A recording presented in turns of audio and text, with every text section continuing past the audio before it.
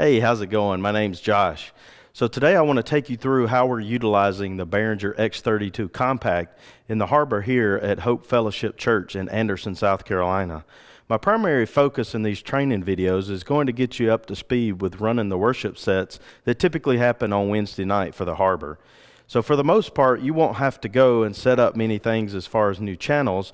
You'll be primarily setting gains, adjusting relative volumes during the service, and then adjusting the groups that we already have set up to make sure the sound's right.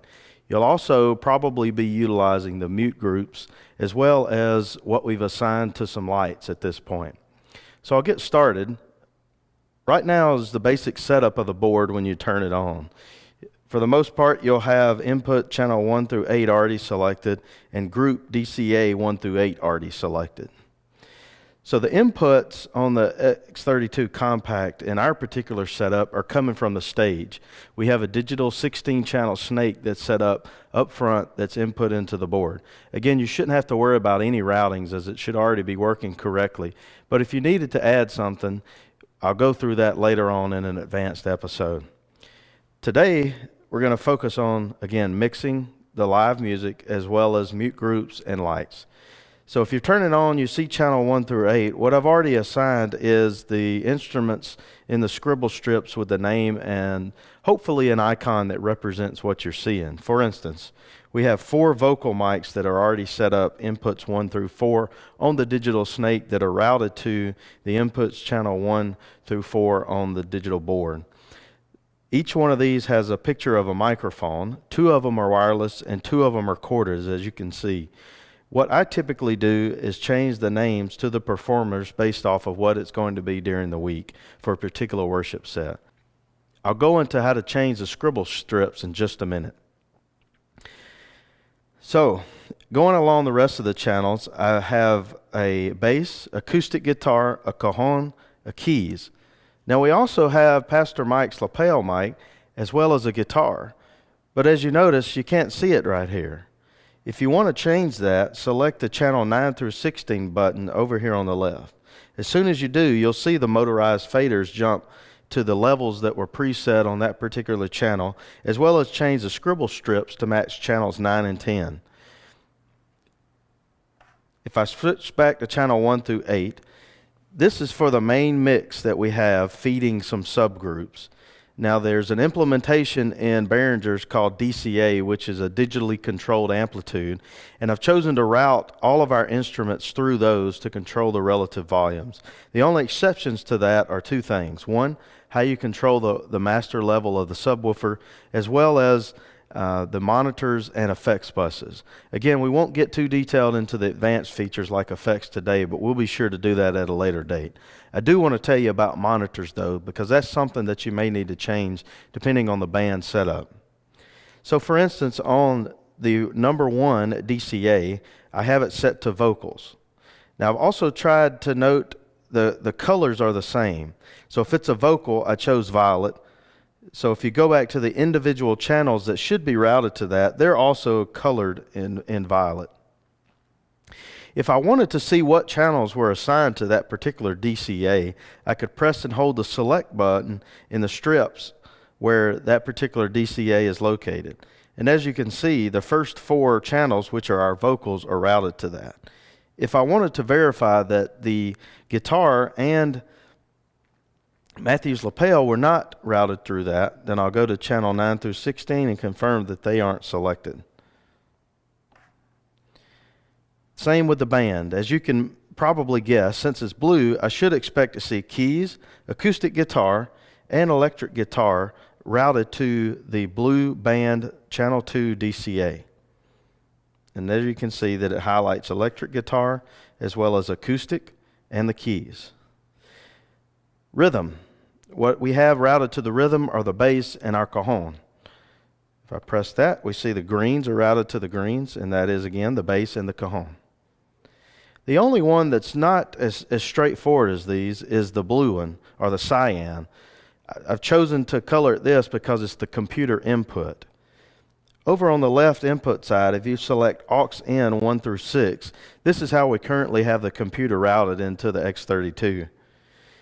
aux 5 and aux 6 are what's routed through DCA number 4, and again, you can see that cyan is how they match. If I press the select, you can see these two are routed to there. These two channels are bused together, and a single one will control both of them. As you can see, as I move aux 5, it moves aux 6, and if I move aux 6, it moves aux 5. What I recommend, though, is that you keep this set at a 0 unity gain in the aux in and control your overall volume of the PC with the DCA. The main reason for this is we can keep the need to flip between the inputs down to a minimum if we do that. So at the beginning of service, what you're probably going to want to do is to have the RCA input set up a little bit, as we'll be getting countdown music and pre-service music ready for everyone to hear. And again, you would control the overall level to the mains with this particular group. What I want to talk about now is the extra setup we have routing through bus 1 through 8. On bus 1, what we have routed is a monitor SIN that's sent to the stage, and they're running a single monitor bus at this point. So what we've chosen to do is to route this through a bus on the output side of the digital mixer that is then fed into two monitors that are on the stage. So you might be thinking that, well, if the DCA, what I had to do is press the select to see what's routed, that's what I would need to do. And in fact, you can see that doesn't work. Here's how I choose to route and see what levels are going to the monitor. There are multiple ways to do this, but I believe this is the quickest and easiest to me. So if you have that selected and you press SINs on fader, you could see that the left side of the control board changed. What this is represented is the relative SINs to that particular bus, which in our case happens to be the monitor. So for instance, if we're practicing and the main singer is, let's say, Grayson in this case, which is our scribble strip channel 1, says he needs more of himself in the monitors, what we would do is press bus 1 through 8, select bus 1, turn on our SINs and faders, and you know it's on by blinking. Go over here, find the channel, in this case we're looking for Grayson, and you would increase him slightly till he acknowledged that that's the level that he wants. You can also note that ascending to bus 1, if you look on the scribble strip, it'll say the associated channel number, and it'll have an arrow pointing to the bus that you're choosing to send that to. What's great about this function also is you don't have to be in the bus to be able to adjust those. If you have the monitor selected, as we do most of the time, if you're on your DCA groups and you're doing the group levels and somebody says we need a monitor change, if you select SINs on fader, it automatically takes you the left side of the board back to the area where you can adjust the SINs to that particular bus. And again, the clue that you're sending it to the right bus is on the scribble strips, as you'll see bus 1 through 8 in this particular setup. If you needed 9 through 16, just like you were if you were mixing relative levels, you'd press channel 9 through 16 and you can send those to that particular bus.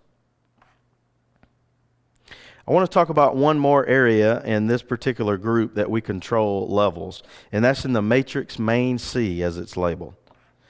We've chosen to route this as a sub that's out on channel 1 of our digital snake. This is the overall level of the sub in the mix. Now, unlike some boards, what we're also able to do is to control the relative volume by only using the left-right mix, as you just noted it come out of the speakers. So anytime you're in group DCA or bus doing changes and you change the left-right levels, it's also bringing proportionally down the subwoofer in the mix in the house. And this is great because we really don't have to change the matrix C in the middle of a service at all. Now, if I had the bass or I had the keys or something that's creating some low-end frequencies that we want to send to the subwoofer, you might be wondering how we do that. You shouldn't need to change this unless we're adding a new instrument or if there's just something that's overbearing. To do that, you select an individual channel. In this case, I'll select the cajon because it's one we send. And there's a level command on the mono bus, and that's what we're sending to the subwoofer. So if you wanted to decrease that, you would change it to the left. You want to increase it, you change it to the right. This is a good time to show you one of the main features that I like on the X32. As you can note, there's definitely a feel of an analog board here that you're able to turn knobs. But if you're in an individual section that's coded by the gray here, you could press the view command, and it'll also show you in the graphic display where that particular send or EQ or level is. So if we go with that previous example and we wanted to decrease the amount of cajon that's being sent to the sub, then we will notice that what's labeled mono on the screen in our particular setup decreases as I turn it up or down. Again, you shouldn't need to change this as we have a good setup already, but I just wanted to cover that in case you had questions on how to do that. So if you want to send relative mixes to the sub, primarily we're using the bass and the cajon to the sub. So you could simply adjust their relative levels here. And once you get the relative levels set like you want, you could adjust the overall volume of what we're calling rhythm and labeled in the color green into the mains left and right with this slider, which is in our group DCA 1 through 8. Now I've covered the main functions and how these are routed into the DCAs. The only thing that I have not covered is how we want to use when Pastor Matthew is speaking or anybody else that's using this particular microphone. So it's routed into channel 10, which is then routed into DCA number 5. Now this is similar to what I discussed earlier with the computer. What I've chosen to do is send only this single channel to the DCA, and again, I can note that by pressing the select, and you can see this is routed to that. If I go back to channels 1 through 8, you can see that none of those are sent. What this allows us to do is to control the mute relationship or the volume relationship in the mix with this DCA that's active with the rest of our other DCAs. Again, keeping you from needing to go back to that second level of channels. If you want to be able to see all of the channels to mix at one time, let's say you're in practice or you're in mic checks before the service and you just want to get the relative levels set good, you could press and hold both the channels 1 through 8 button and the channels 9 through 16. You can see they both light up green, and you'll have channels 1 through 16 that are able to be controlled on the surface here. I usually keep my relative levels on the left section. It just makes the most sense to me. But if you like that function, it's there. Similarly, you have other ways that you can adjust and route over on the left side. For instance, for whatever reason, we could see our mix bus by pressing the bus button here, and then you could see it would align the same on the right side and the left side. But I prefer to keep my inputs as what's shown here, and the DCAs is my primary. This is where I spend most of the time during mixing or practice. Now, as far as practice, you want to come in and do a sound check with the vocalist and the instrumentalist. So primarily how you do that is, again, this would be the state you would come in at. You may have mutes on, noted here. And what you'll need to do to be able to hear them in the monitors is unmute a selected channel. But what you may want to do before that, again, is set their relative levels. Let's go to my microphone. Let's assume I came in and I was muted. You wouldn't be able to hear any sound. To set the relative gains, what I want to do is select that channel, go into the config/preamp section, and I want to have that person talk or sing or play whatever it is you're setting the levels on to the loudest that they plan to be playing. Now usually when you ask people to do that, they really go just a little below their actual volume. So here's how I like to set it. When you have a particular channel selected, the left side is your gain. And I'll adjust this until it's just touching the yellow throughout their playing.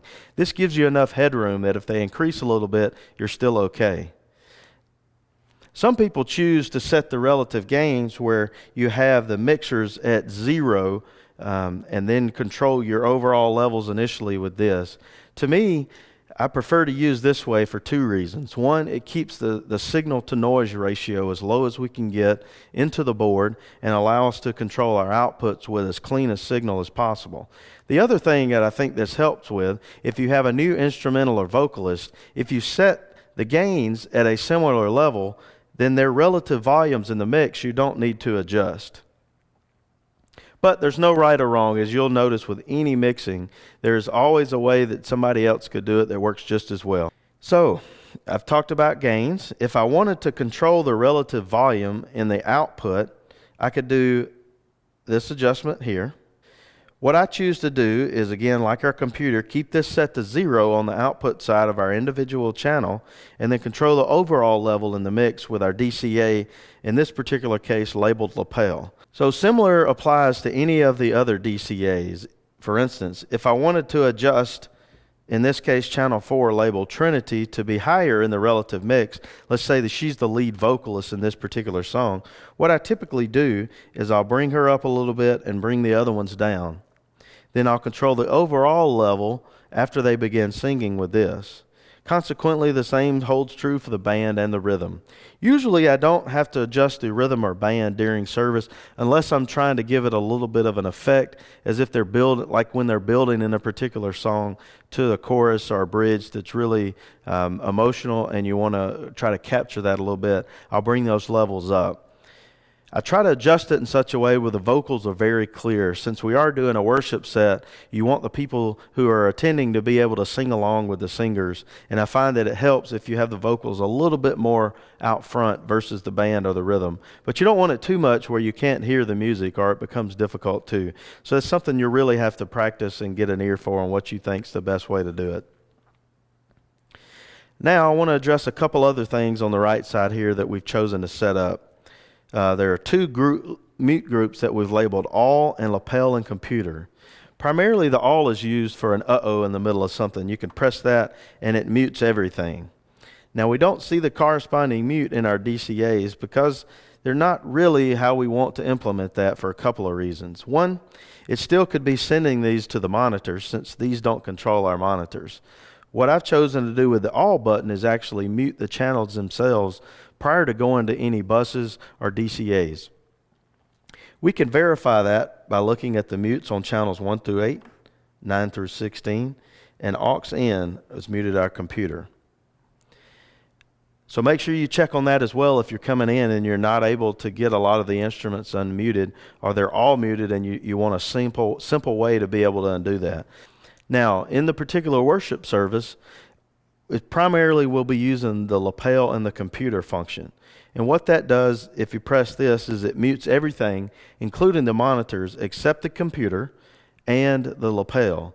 So this would allow for music during our slides, as well as Pastor Matthew to be able to talk through this, and all of the instruments muted at one time.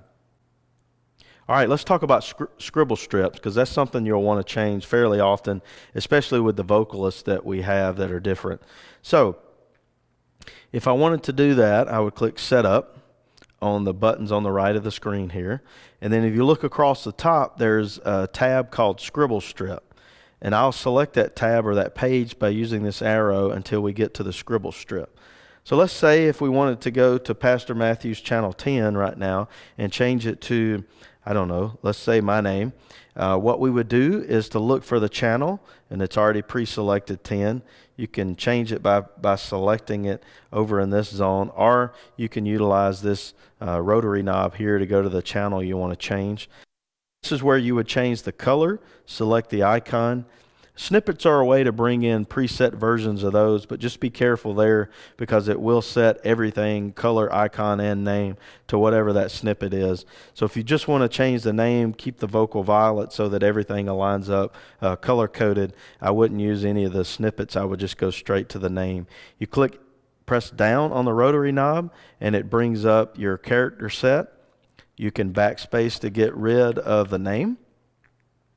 This is a preference, but I usually will capitalize everything that is first and lowercase everything else. So you navigate to the letter, press down once, adjust it to the lowercase character set, and finish spelling out what you want to see on the scribble strip.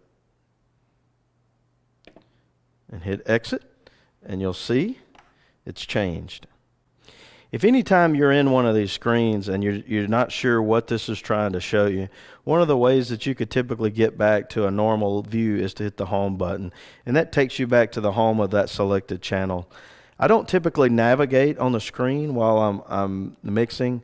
If I want to go to a certain section, I like to use the view sections to take me to the screen. But of course, you could use the page select to navigate to, in this case, the gate if that's what you want to see. I just choose to use the view modes, but it's up to you. Another function you may want to use is the talkback feature. Primarily, I use this during practice or rehearsal before the actual service, and the talkback functions are here. I have it set up where Talk A is a latching button, so if you press it once, you can see it stays lit. Talk B is a momentary button.